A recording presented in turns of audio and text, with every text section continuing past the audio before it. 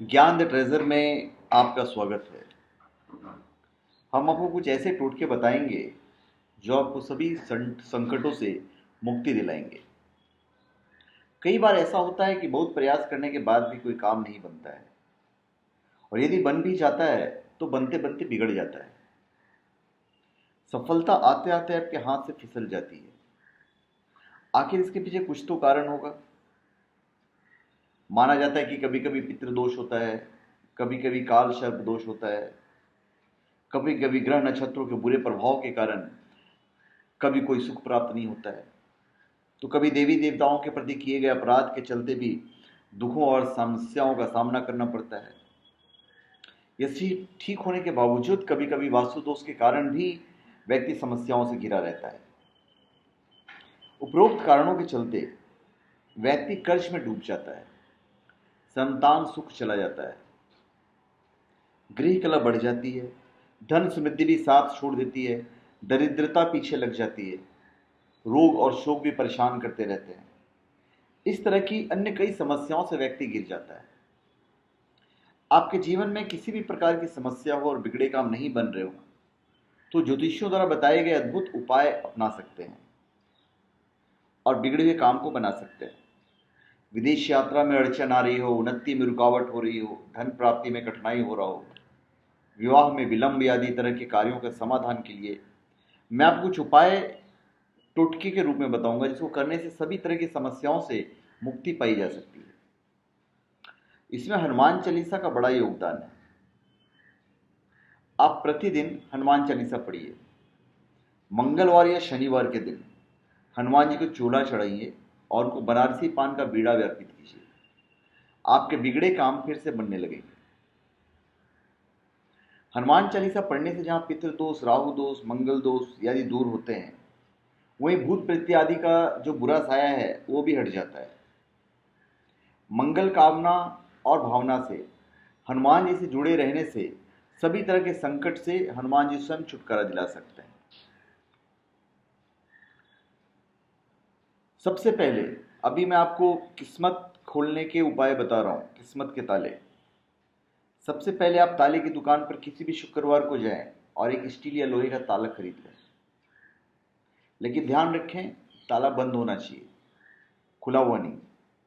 ताला खरीदते समय उसे दुकानदार नहीं खोलना चाहिए और आप भी खुद नहीं खोलेंगे। ताला सही है या गलत, ये जांचने के लिए भी आप ताले को नहीं खोलेंगे। बस बंद ताले को खरीद कर आप ले आइए। उस ताले को एक डिब्बे में रखिए, क्योंकि डिब्बे में पैक ही ताला आएगा, और शुक्रवार की रात को अपने सोने वाले कमरे में बिस्तर के पास रख दीजिए।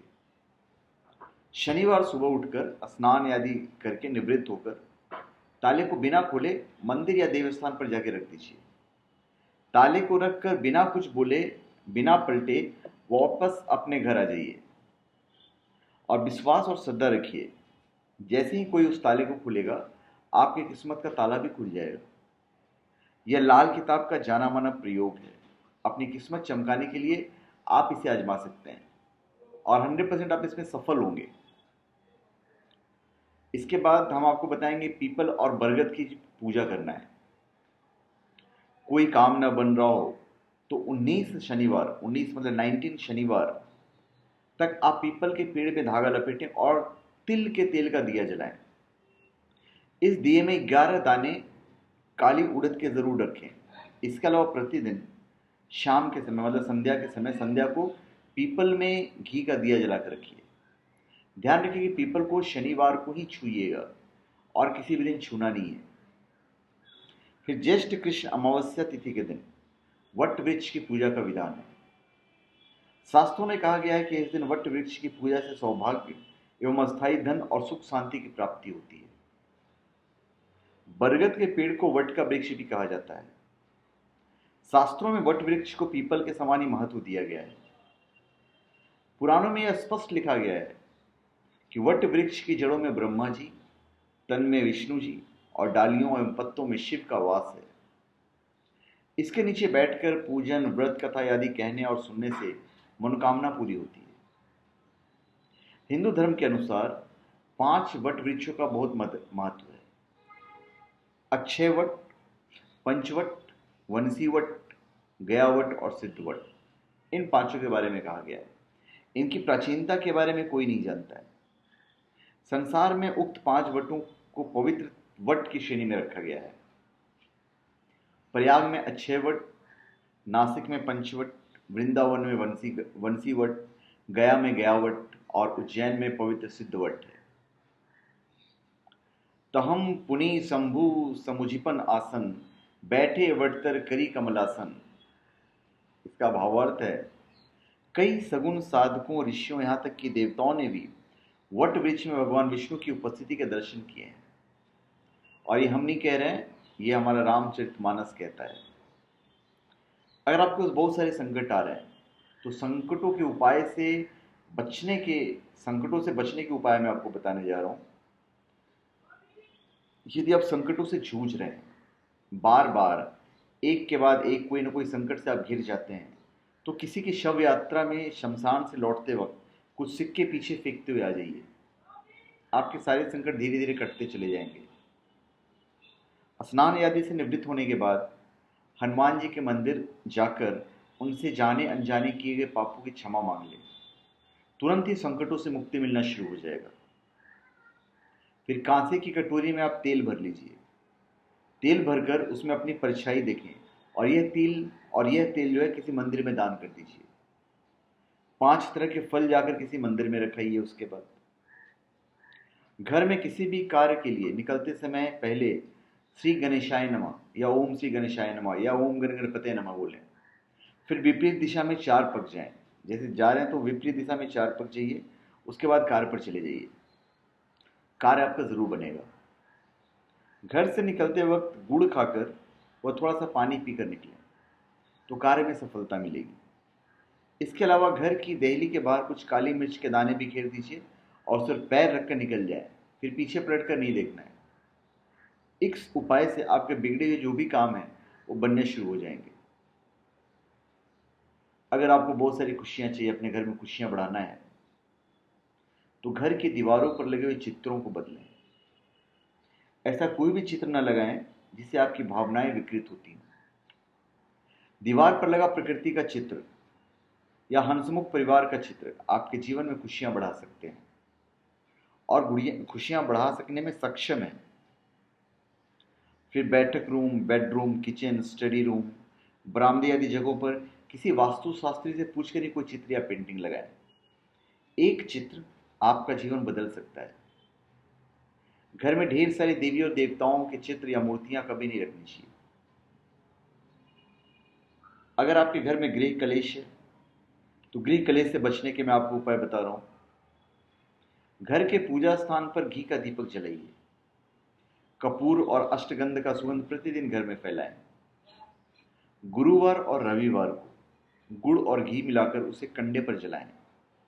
इससे भी सुगंधित वातावरण बनेगा। फिर रात्रि में जब आप सोने जा रहे हैं तो सोने से पहले घी में तय किया हुआ कपूर जला दीजिए। इससे तनाव मुक्ति होगी और गहरी नींद आएगी। शरीर को हमेशा सुगंधित और साफ सुथरा बनाए रखें। महीने में 2 बार किसी भी दिन घर में उपले जलाकर लोबान या गूगल की धूनी देने से घर में ऊपरी हवा का बचाव रहता है तथा बीमारी दूर होती है। साथ ही गृह कलह भी शांत हो जाता है। जो सुगंध है, सुगंध हमारी भावनाओं से जुड़ा हुआ होता है और बहुत हद तक हमारे मस्तिष्क को प्रभावित करता है। सुगंधित वातावरण बना रहने से मस्तिष्क प्रसन्नचित्त और शांत रहता है, जिसके चलते घर में गृह कलेश नहीं होता है, गृह कलह नहीं होती है। सुगंध से वास्तुदोष का निवारण भी होता है। अभी आपको बताने जा रहे हैं ऐसे उपाय जो आपको जीवन में सिर्फ तरक्की देगा। वो है गाय, कुत्ते, कौवे, पक्षी और चींटी को रोटी खिलाना। प्रतिदिन गाय, कुत्ते, कौवे, पक्षी और चींटी को रोटी खिलाएं। आपके बिगड़े काम बनने लगेंगे। इससे सभी तरह की समस्याओं का समाधान होगा। देखिए, गाय में सकारात्मक ऊर्जा का भंडार होता है।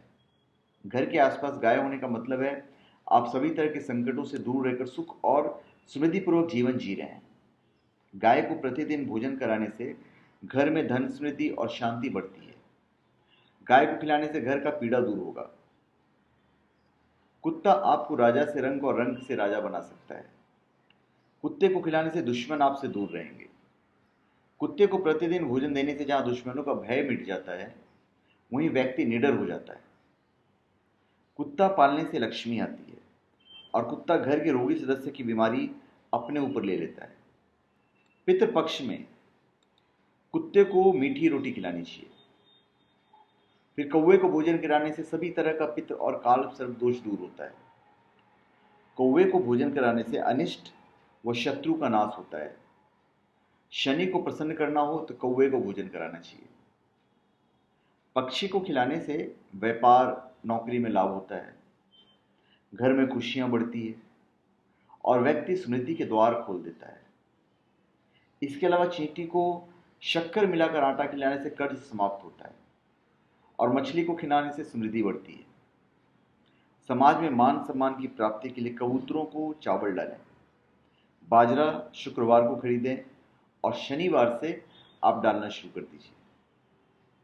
तो ये मैंने आपको इतने सारे उपाय बताए जो आपको सुख और समृद्ध बनाएगा और आपके ऊपर कोई भी अगर संकट आ रहा है तो आपको संकटों से मुक्ति दिलाएगा। तो धन्यवाद। आप हमारे चैनल पे सब्सक्राइब करें और अपने कमेंट दीजिए। धन्यवाद। और हम चाहेंगे कि आप हमारे वीडियोस को शेयर कर दीजिए, तो जिस तरह आपको फ़ायदा होगा उसी तरह हमारे अन्य मित्रों को भी फ़ायदा होगा, अन्य हमारे भाई बहनों को भी फ़ायदा होगा। तो धन्यवाद। आप हमारे चैनल पे सब्सक्राइब करें और अपने कमेंट दीजिए। धन्यवाद।